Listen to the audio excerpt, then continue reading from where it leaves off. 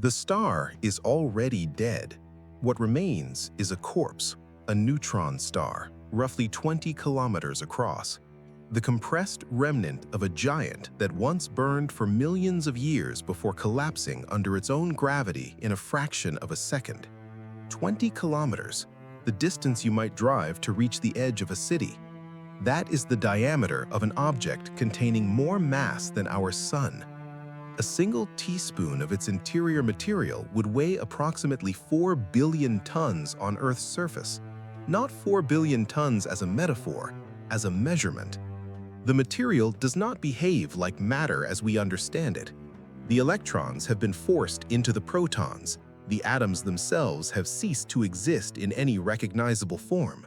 What remains is a dense lattice of neutrons, packed together so tightly that the laws governing ordinary matter no longer apply in any useful sense.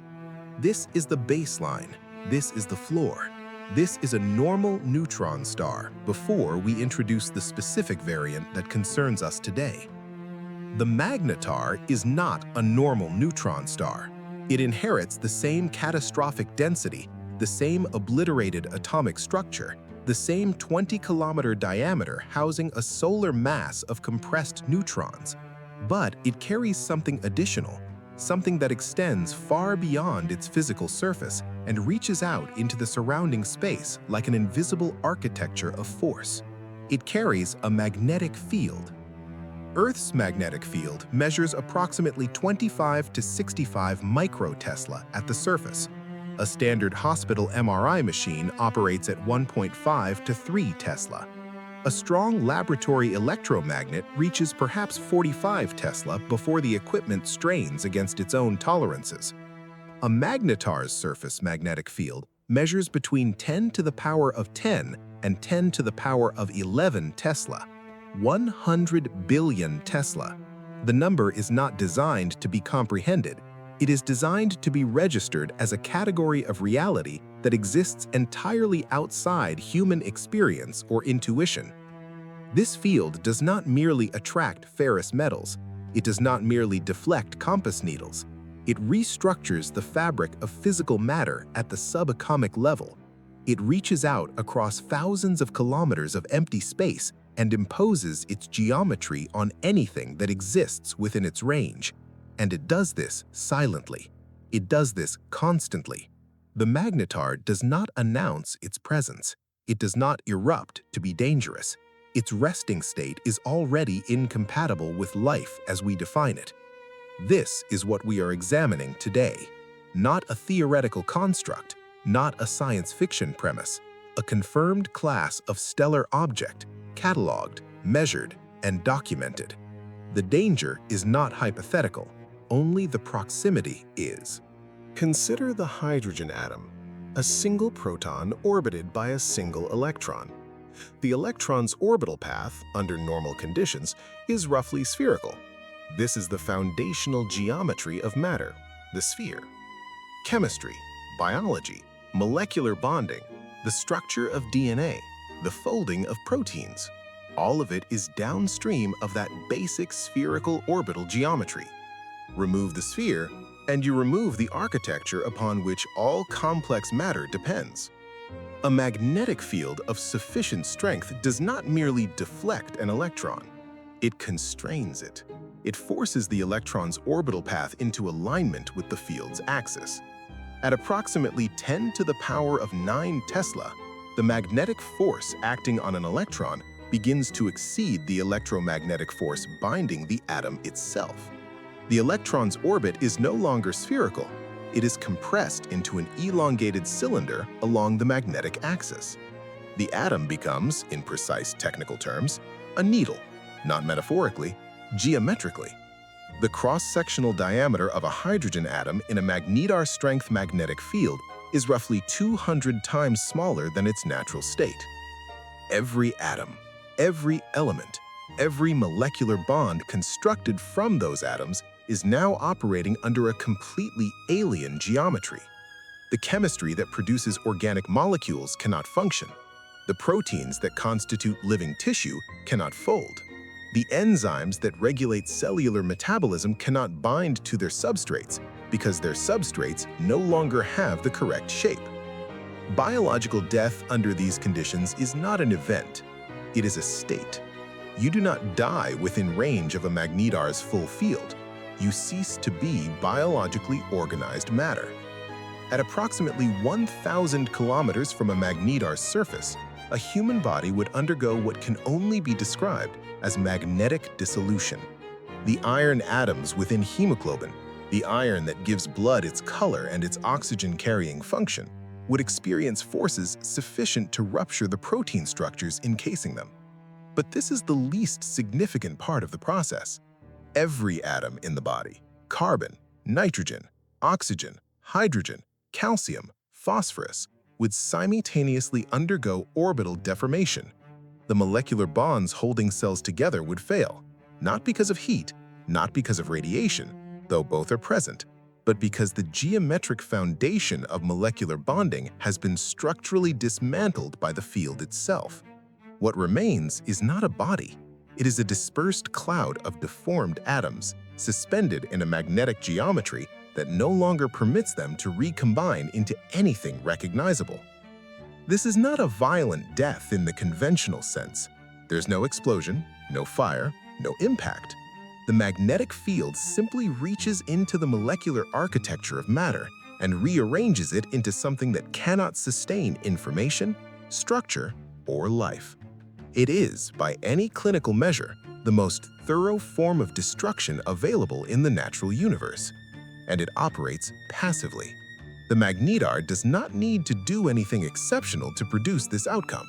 It simply needs to exist, and you need to be close enough. The surface of a magnetar is a crust.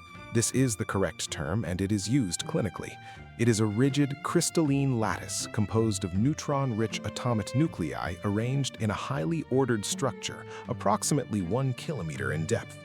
The density of this crust is already beyond the range of terrestrial materials, but its defining characteristic is rigidity. It is, by a substantial margin, the strongest solid material in the known universe. Theoretical models suggest the shear modulus of magnetar crust material is approximately 30 orders of magnitude greater than steel. The magnetic field, however, does not remain static. It evolves. The internal dynamics of the magnetar cause the fields to shift, to twist, to apply torque to the crust from within. This torque accumulates over time, months, years, decades.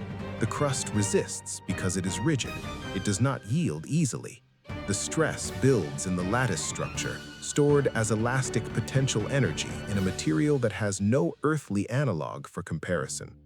And then the crust fails. The fracture propagates across the surface. It is measured in fractions of a millimeter in terms of displacement.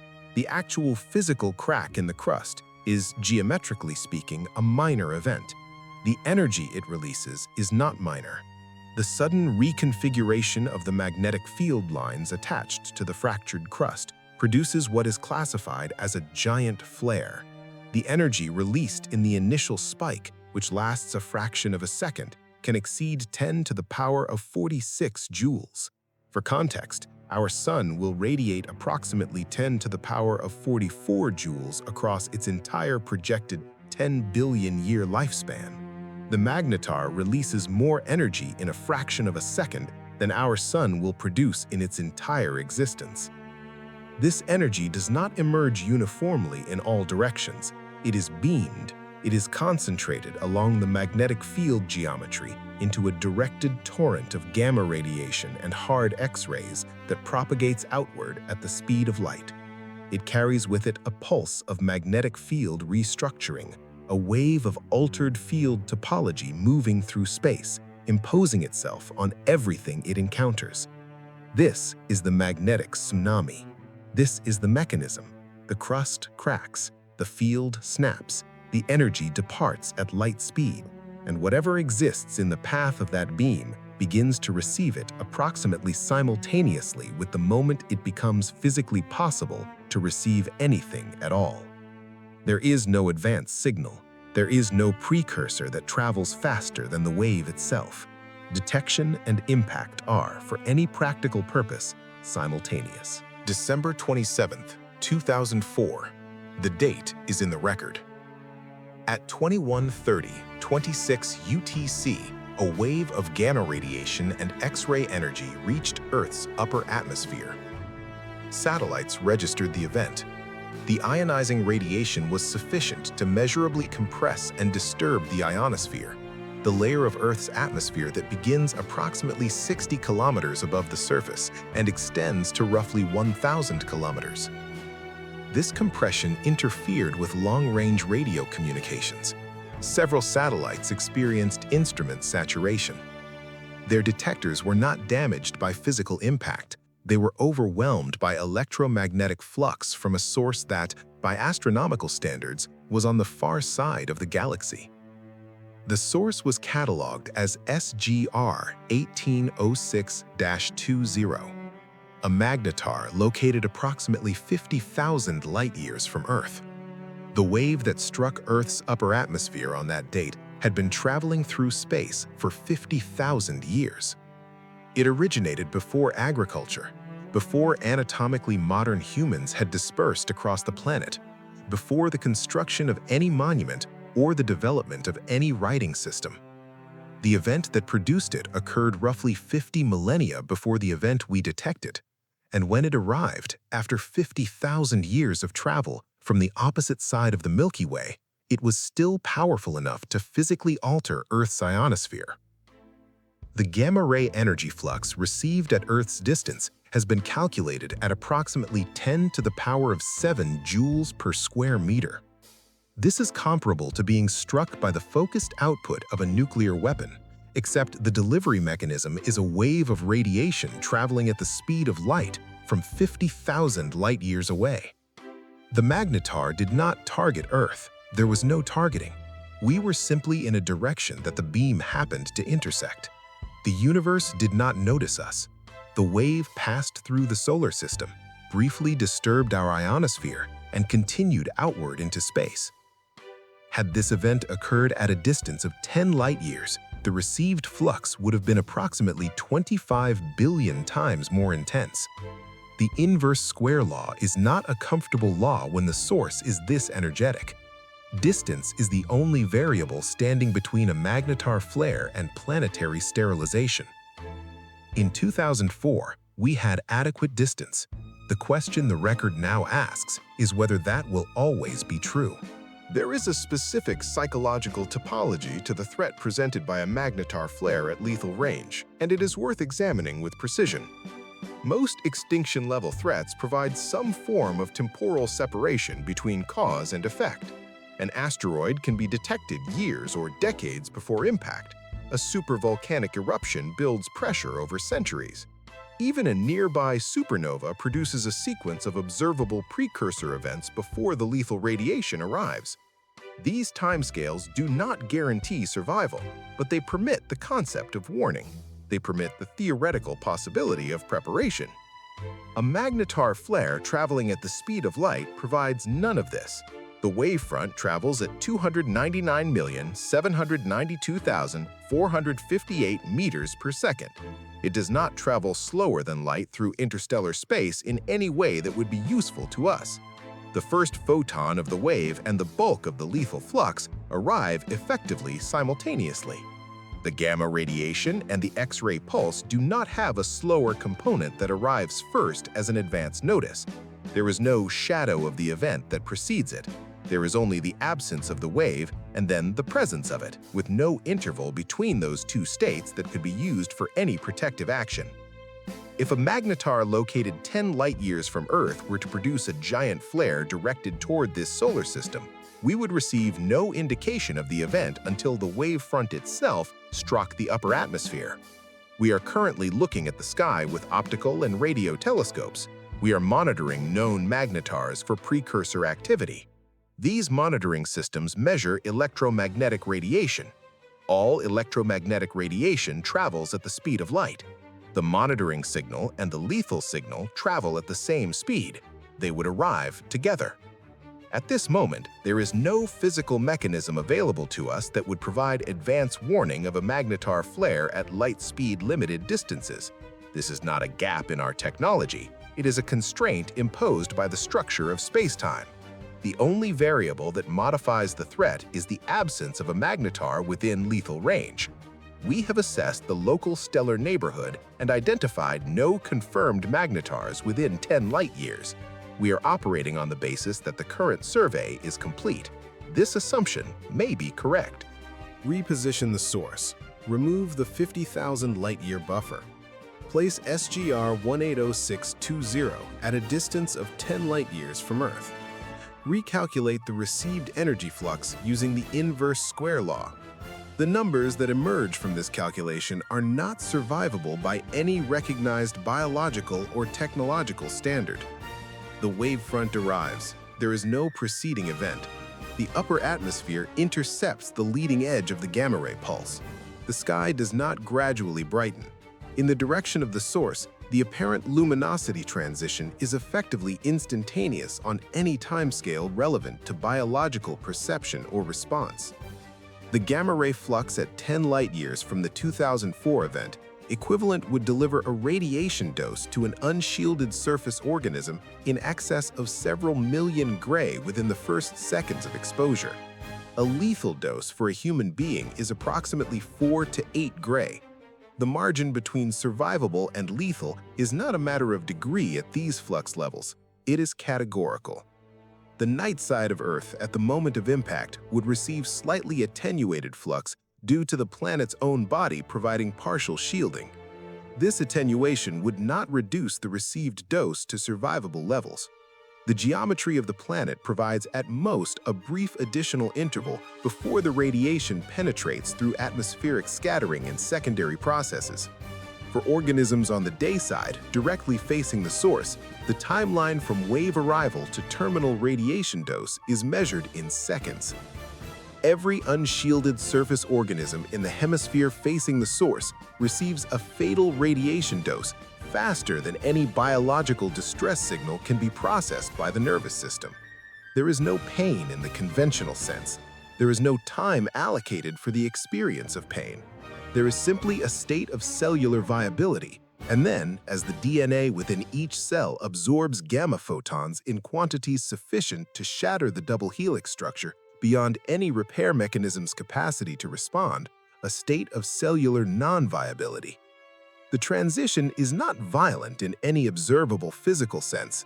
No pressure wave, no heat blast in the initial moment.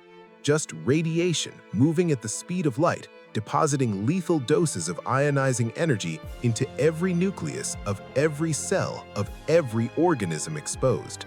What follows the initial pulse is the systematic destruction of Earth's protective infrastructure. Earth's magnetosphere, the magnetic field generated by the planet's liquid iron core, extends outward into space and deflects the solar wind, the constant stream of charged particles emitted by the sun. This deflection is what permits the atmosphere to persist over geological timescales. The magnetosphere does not stop gamma radiation. Gamma radiation is not deflected by magnetic fields of planetary magnitude, but the magnetosphere does protect against the charged particle component of the magnetar's output, the torrent of high-energy protons and electrons that follows in the wake of the initial photon pulse. The magnetic pulse component of the magnetar flare, the alteration in external field topology traveling at light speed, arrives with the photon wave. Its interaction with Earth's magnetosphere is not a deflection, it is a compression and a disruption. The external field geometry is imposed upon the magnetosphere, distorting and overwhelming it. The magnetosphere does not fail gradually. Its capacity to shield against the subsequent charged particle flux is compromised on the timescale of the initial interaction. The atmosphere itself then becomes the primary arena of destruction. The ozone layer, located between 15 and 35 kilometers altitude, is composed of triatomic oxygen molecules.